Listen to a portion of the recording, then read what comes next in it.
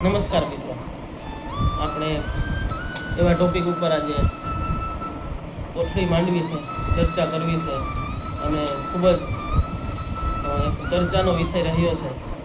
એ છે મિત્રો એઆઈ. આપ સૌ પરિચિત હશો એઆઈથી.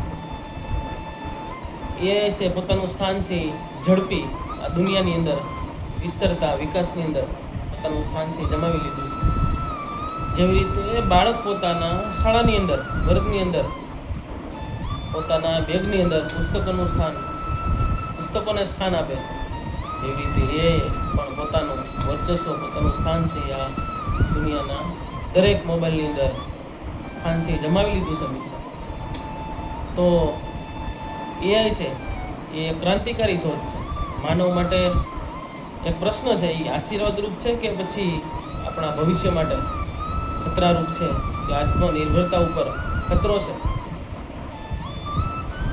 કોઈ પણ વસ્તુ મિત્રો જો તેનો વિવેકપૂર્ણ ઉપયોગ કરવામાં આવે તો આપણા માટે આશીર્વાદરૂપ હોય છે, પરંતુ જ્યારે આપણે આમાં વિવેકથી ભૂલાઈ જાય છે ત્યારે છે એ ખતરો બની જતો હોય છે.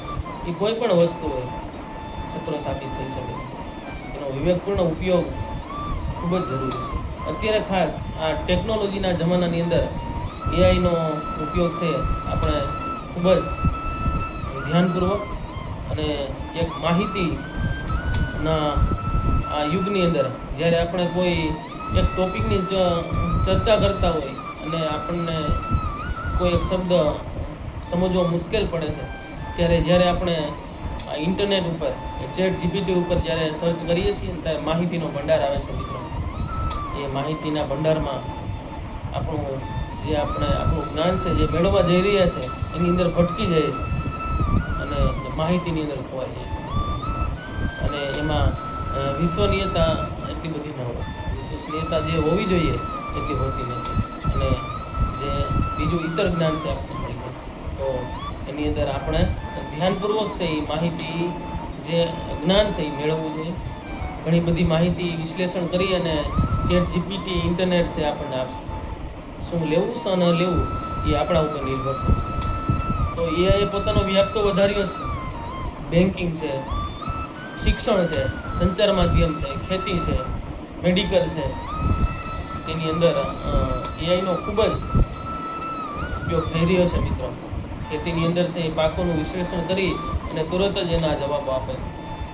મેડિકલ ક્ષેત્રની અંદર કોઈ પણ કાર્ય છે ઝડપથી કરે છે. શિક્ષણની અંદર અસરકારક સાધન તરીકે નીવડી આપે છે. શિક્ષકોને જે કામ ક્લાર્કનું હતું એનું સ્થાન હવે એઆઈએ લઈ અને શિક્ષકોનું ભારણ ઓછું કર્યું જ છે મિત્રો. અને શિક્ષકો છે એ વિદ્યાર્થીના સર્વાંગી વિકાસની અંદર અને બાળકોના ચારિત્ર નિર્માણની અંદર હવે સમય આપી શકે છે. તો એઆઈનો ઉપયોગ છે, એઆઈનો વિવેકપૂર્ણ ઉપયોગ આપણા માટે ખૂબ સારો સાબિત થઈ શકે છે મિત્રો. પરંતુ એઆઈ એ આપણું એક સાધન તરીકે આપણે નીવડીએ, નહીં કે વિકલ્પ તરીકે મિત્રો. જો જ્યારે આપણે એઆઈ કહેશે ને આપણે કરશું અને આપણી કલ્પના શક્તિ, તર્ક શક્તિ, વિચારસરણી, નૈતિકતા આ બધું આપણે ખોઈ દઈશું. ભવિષ્ય માટે ખતરારૂપ છે. અને મનુષ્યની, બાળકોની, વિદ્યાર્થીઓની જે નૈતિકતા છે, વિચાર શક્તિ છે, તર્ક શક્તિ છે, એ કુંઠિત થઈ જશે મિત્રો. નિબંધો તમારે લખવો હોય મિત્રો ત્યારે તમે ચેટ જીપીટીની અંદર સર્ચ કરી લખો છો.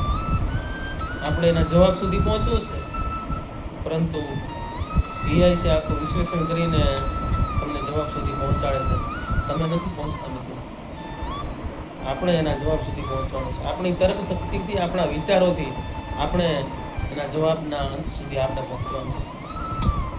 એટલે એઆઈ એ એક સંવેદના નહીં આપી શકે. પ્રેમ, હૂંફ જે જોઈએ એ આપી નહીં શકે. એ તો માત્ર એક શિક્ષક જ આપી શકશે મિત્રો. એટલે એનો વિવેકપૂર્ણ ઉપયોગ કરવો મિત્રો. આ બધી જ માહિતી છે એ એઆઈ પાસેથી ન લેવી, થોડુંક વિચારવું, વિશ્લેષણ પોતે પણ કરવું.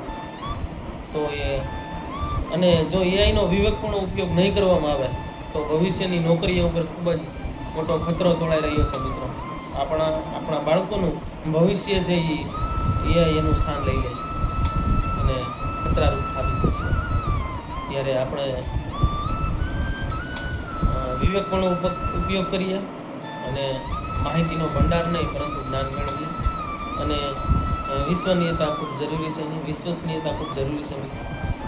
તો વિડીયો સારો લાગ્યો હોય મિત્રો તો નવા આપણે કંઈક નાની વાતો ઉપર થોડી મારી મૌલિક ભાષાની અંદર કંઈ ભૂલ થઈ જતી હોય છે મિત્રો.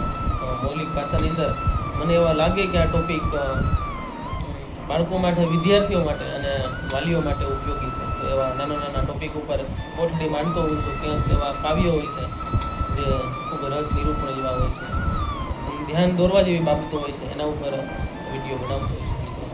તમારી જંગલ પ્રેમી આ ચેનલને લાઈક કરજો, સબસ્ક્રાઈબ કરજો અને શેર કરજો મિત્રો. જય હિન્દ, જય ભારત, જય શ્રી કૃષ્ણ.